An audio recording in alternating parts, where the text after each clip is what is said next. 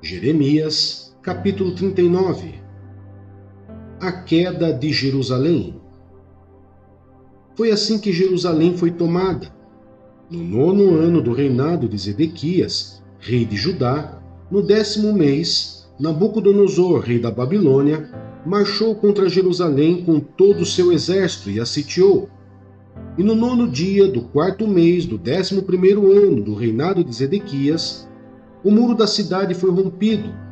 Então todos os oficiais do rei da Babilônia vieram e se assentaram junto à porta do meio. Negal-Sarezer de Sangar, Nebo-Sarsequim, um dos chefes dos oficiais, Negal-Sarezer, um alto oficial, e todos os outros oficiais do rei da Babilônia. Quando Zedequias, rei de Judá, e todos os soldados os viram, fugiram e saíram da cidade, à noite, na direção do jardim real, pela porta entre os dois muros, e foram para Arabá. Mas o exército babilônio os perseguiu e alcançou Zedequias na planície de Jericó. Eles o capturaram e o levaram a Nabucodonosor, rei da Babilônia, em Ribla, na terra de Amate, que o sentenciou. Em Ribla, o rei da Babilônia mandou executar os filhos de Zedequias, diante dos seus olhos, e também matou todos os nobres de Judá, e mandou furar os olhos de Zedequias e prendê-lo com correntes de bronze, para levá-lo para a Babilônia. Os babilônios incendiaram o palácio real e as casas do povo, e derrubaram os muros de Jerusalém. Nebuzaradã, o comandante da guarda imperial, deportou para a Babilônia o povo que restou da cidade, junto com aqueles que tinham se rendido a ele, e o restante dos artesãos. Somente alguns dos mais pobres do povo, que nada tinham, Nebuzaradã deixou para trás em Judá, e naquela ocasião ele lhes deu vinhas e campos. Mas Nabucodonosor, rei da Babilônia, deu ordens a respeito de Jeremias a Nebuzaradã. Vá buscá-lo e cuide bem dele, não o maltrate, mas faça o que ele pedir. Então Nebuzaradã, o comandante da guarda imperial, Nebuzasban, um dos chefes dos oficiais, Negal-Sarezer, um alto oficial, e todos os outros oficiais do rei da Babilônia mandaram tirar Jeremias do pátio da guarda e o entregaram a Gedalias, filho de Aicã, filho de Zafã, para que o levasse à residência do governador. Assim, Jeremias permaneceu no meio do seu povo. Enquanto Jeremias esteve preso no pátio da guarda, o Senhor lhe dirigiu a palavra. Vá dizer a Ebed-Meleque, o etíope: assim diz o Senhor dos Exércitos, Deus de Israel: estou prestes a cumprir as minhas advertências contra esta cidade, com desgraça e não com prosperidade. Naquele dia, elas se cumprirão diante dos seus olhos. Mas eu o resgatarei naquele dia, declara o Senhor. Você não será entregue nas mãos daquele a quem teme. Eu certamente o resgatarei. Você não morrerá à espada, mas escapará com vida, porque você confia em mim, declara o Senhor.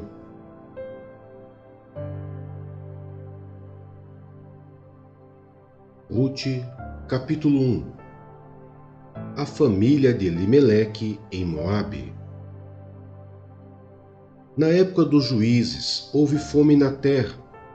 Um homem de Belém de Judá, com a mulher e os 2 filhos, foi viver por algum tempo nas terras de Moabe.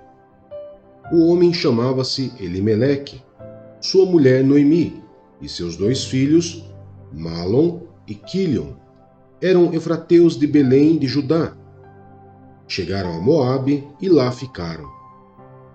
Morreu Elimeleque, marido de Noemi, e ela ficou sozinha com seus 2 filhos. Eles se casaram com mulheres moabitas, uma chamada Orfa e a outra Rute. Depois de terem morado lá por quase 10 anos, morreram também Malom e Quilion, e Noemi ficou sozinha, sem os seus 2 filhos e sem o seu marido.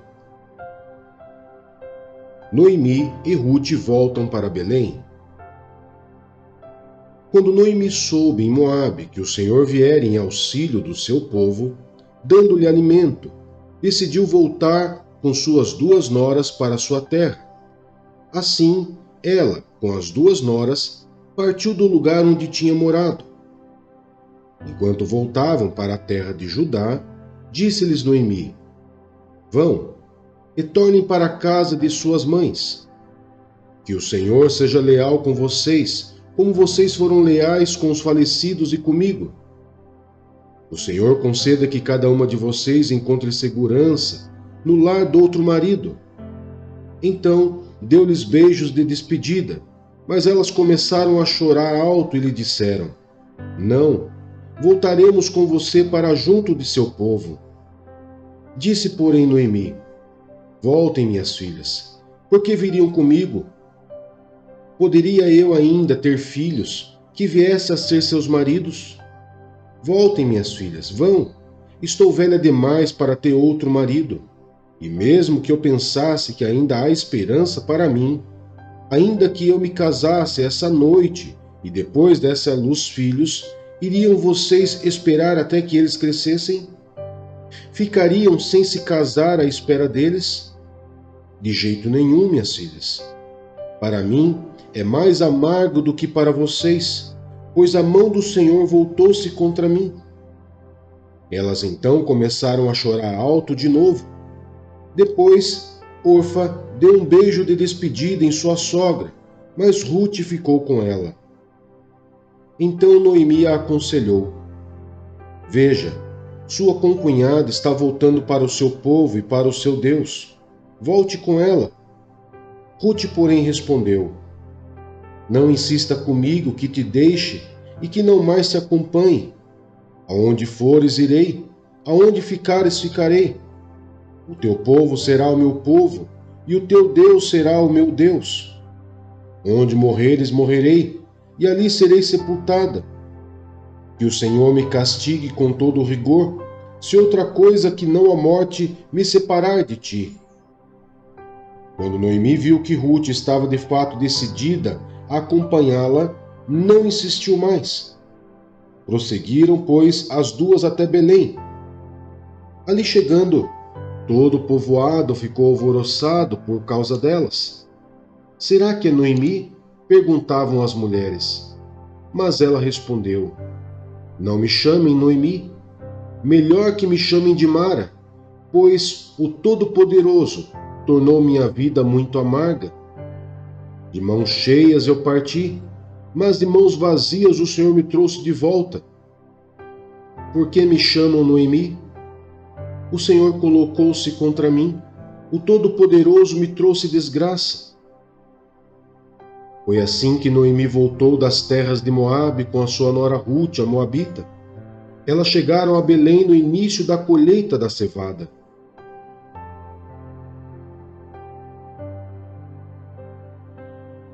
Lucas, capítulo 10. Jesus envia 72 discípulos. Depois disso, o Senhor designou outros 72 e os enviou 2 a 2 adiante dele, a todas as cidades e lugares para onde ele estava prestes a ir. Eles disse: A colheita é grande, mas os trabalhadores são poucos. Portanto, peça ao Senhor da colheita que mande trabalhadores para a sua colheita.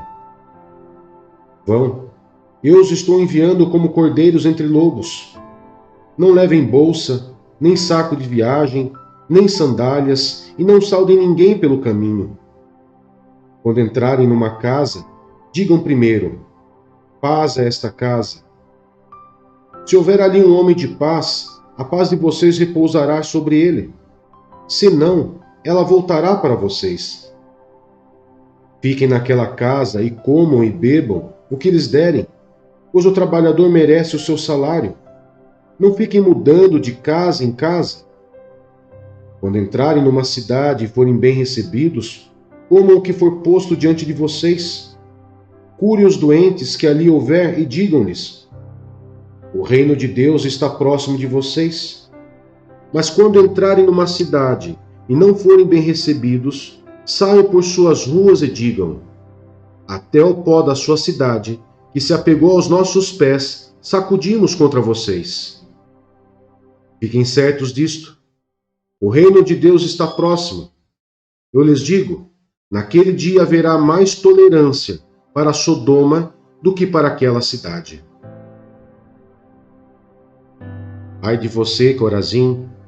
Ai de você, Betsaida! Porque se os milagres que foram realizados entre vocês o fossem em Tiro e Sidom, há muito tempo eles teriam se arrependido, vestindo roupas de saco e cobrindo-se de cinzas. Mas no juízo haverá menor rigor para Tiro e Sidom do que para vocês. E você, Cafarnaum, será levada até o céu? Não. Você descerá até o Hades. Aquele que lhes dá ouvidos, está me dando ouvidos. Aquele que os rejeita, está me rejeitando. Mas aquele que me rejeita, está rejeitando aquele que me enviou. Os 72 voltaram alegres e disseram: Senhor, até os demônios se submetem a nós em teu nome. Ele respondeu: Eu vi Satanás caindo do céu como um relâmpago. Eu lhes dei autoridade para pisarem sobre cobras e escorpiões e sobre todo o poder do inimigo. Nada lhes fará dano. Contudo, alegrem-se, não porque os espíritos se submetem a vocês, mas porque seus nomes estão escritos nos céus. Naquela hora, Jesus, exultando no Espírito Santo, disse: Eu te louvo, Pai, Senhor do céu e da terra, porque escondestes essas coisas dos sábios e cultos e as revelaste aos pequeninos. Sim, Pai, pois assim foi do teu agrado. Todas as coisas me foram entregues por meu Pai. Ninguém sabe quem é o Filho a não ser o Pai, e ninguém sabe quem é o Pai a não ser o Filho, e aqueles a quem o Filho quiser revelar. Então ele se voltou para os seus discípulos e lhes disse em particular: Felizes são os olhos que veem o que vocês veem, pois eu lhes digo que muitos profetas e reis desejaram ver o que vocês estão vendo, mas não viram, e ouviram o que vocês estão ouvindo, mas não ouviram. A parábola do bom samaritano. Certa ocasião, um perito da lei levantou-se para pôr Jesus à prova e lhe perguntou: Mestre, o que preciso fazer para herdar a vida eterna? O que está escrito na lei? Respondeu Jesus. Como você a lê? Ele respondeu: Ame o Senhor, o seu Deus, de todo o seu coração, de toda a sua alma, de todas as suas forças e de todo o seu entendimento, e ame o seu próximo como a si mesmo. Disse Jesus: Você respondeu corretamente. Faça isso e viverá. Mas ele, querendo justificar-se, perguntou a Jesus: E quem é o meu próximo? Em resposta, disse Jesus: Um homem descia de Jerusalém para Jericó, quando caiu nas mãos de assaltantes. Estes lhe tiraram as roupas, espancaram-no e se foram, deixando-o quase morto. Aconteceu estar descendo pela mesma estrada um sacerdote. Quando viu o homem, passou pelo outro lado. E assim também um levita. Quando chegou ao lugar e o viu, passou pelo outro lado. Mas um samaritano, estando de viagem, chegou onde se encontrava o homem, e quando o viu, teve piedade dele. Aproximou-se, enfaixou-lhes as feridas, derramando nelas vinho e óleo. Depois, colocou-o sobre o seu próprio animal, levou-o para uma hospedaria e cuidou dele. No dia seguinte, deu 2 denários ao hospedeiro e lhe disse: Cuide dele. Quando eu voltar, lhe pagarei todas as despesas que você tiver. Qual desses 3 você acha que foi o próximo do homem que caiu nas mãos dos assaltantes? Aquele que teve misericórdia dele, respondeu o perito da lei. Jesus lhe disse: Vá e faça o mesmo. Na casa de Marta e de Maria. Caminhando Jesus e seus discípulos, chegaram a um povoado onde certa mulher chamada Marta o recebeu em sua casa. Maria, sua irmã, ficou sentada aos pés do Senhor, ouvindo a sua palavra. Marta, porém, estava ocupada com muito serviço, e aproximando-se dele, perguntou: Senhor, não te importas que minha irmã tenha me deixado sozinha com o serviço? Dize-lhe que me ajude. Respondeu o Senhor: Marta, Marta, você está preocupada e inquieta com muitas coisas. Todavia apenas uma é necessária. Maria escolheu a boa parte, e esta não lhe será tirada.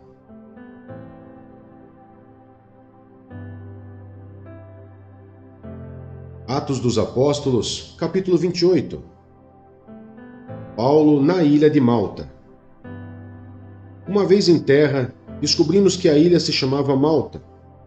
Os habitantes da ilha mostraram extraordinária bondade para conosco. Fizeram uma fogueira e receberam bem a todos nós, pois estava chovendo e fazia frio. Paulo ajuntou um monte de gravetos. Quando os colocava no fogo, uma víbora, fugindo do calor, prendeu-se à sua mão. Quando os habitantes da ilha viram a cobra agarrada na mão de Paulo, disseram uns aos outros: Certamente este homem é assassino, pois, tendo escapado do mar, a justiça não lhe permite viver. Mas Paulo, sacudindo a cobra no fogo, não sofreu mal nenhum. Eles, porém, esperavam que ele começasse a inchar ou que caísse morto de repente. Mas, tendo esperado muito tempo e vendo que nada de estranho lhe sucedia, mudaram de ideia e passaram a dizer que ele era um deus. Próximo dali, havia uma propriedade pertencente a Públio, o homem principal da ilha. Ele nos convidou a ficar em sua casa e por 3 dias bondosamente nos recebeu e nos hospedou. Seu pai estava doente, acamado, sofrendo de febre e desinteria. Paulo entrou para vê-lo e, depois de orar, impôs-lhe as mãos e o curou. Tendo acontecido isso, os outros doentes da ilha vieram e foram curados. Eles nos prestaram muitas honras e, quando estávamos para embarcar, forneceram-nos os suprimentos de que necessitávamos. A chegada a Roma. Passados 3 meses, embarcamos num navio que tinha passado o inverno na ilha. Era um navio alexandrino que tinha por emblema os deuses gêmeos, Castor e Polos. Aportando em Siracusa, ficamos ali 3 dias. Dali partimos e chegamos a Régio. No dia seguinte, soprando o vento sul, prosseguimos, chegando a Putéoli no 2º dia. Ali encontramos alguns irmãos que nos convidaram a passar uma semana com eles. E depois fomos para Roma. Os irmãos dali tinham ouvido falar que estávamos chegando e vieram até a praça de Ápio e as 3 Vendas para nos encontrar. Vendo-os, Paulo deu graças a Deus e sentiu-se encorajado. Quando chegamos a Roma, Paulo recebeu permissão para morar por conta própria, sob a custódia de um soldado. A pregação de Paulo em Roma. 3 dias depois, ele convocou os líderes dos judeus. Quando esses se reuniram, Paulo lhes disse: Meus irmãos, embora eu não tenha feito nada contra o nosso povo, nem contra os costumes dos nossos antepassados, fui preso em Jerusalém e entregue aos romanos. Eles me interrogaram e queriam me soltar, porque eu não era culpado de crime algum que merecesse pena de morte. Todavia, tendo os judeus feito objeção, fui obrigado a apelar para César, não, porém, por ter alguma acusação contra o meu próprio povo. Por essa razão, pedi para vê-los e conversar com vocês. Por causa da esperança de Israel, é que estou preso com essas algemas. Eles responderam: Não recebemos nenhuma carta da Judéia a seu respeito, e nenhum dos irmãos que vieram de lá relatou ou disse qualquer coisa de mal contra você. Todavia, queremos ouvir de sua parte o que você pensa, pois sabemos que por todo lugar há gente falando contra esta seita. Assim combinaram encontrar-se com Paulo em dia determinado, indo em grupo ainda mais numeroso ao lugar onde ele estava. Desde a manhã até a tarde, ele lhes deu explicações e lhes testemunhou do reino de Deus, procurando convencê-los a respeito de Jesus, com base na lei de Moisés e dos profetas. Alguns foram convencidos pelo que ele dizia, mas outros não creram. Discordaram entre si mesmos e começaram a ir embora, depois de Paulo ter feito esta declaração final. Bem que o Espírito Santo falou aos seus antepassados por meio do profeta Isaías. Vá a este povo e diga: ainda que estejam sempre ouvindo, vocês nunca entenderão. Ainda que estejam sempre vendo, jamais perceberão. Pois o coração deste povo se tornou insensível, de má vontade, ouviram com seus ouvidos e fecharam seus olhos. Se assim não fosse, poderiam ver com os olhos, ouvir com os ouvidos, entender com o coração e converter-se, e eu os curaria. Portanto, quero que saibam que esta salvação de Deus é enviada aos gentios. Eles a ouvirão. Depois que ele disse isto, os judeus se retiraram, discutindo intensamente entre si. Por 2 anos inteiros, Paulo permaneceu na casa que havia alugado e recebia a todos os que iam vê-lo. Pregava o reino de Deus e ensinava a respeito do Senhor Jesus Cristo, abertamente e sem impedimento algum.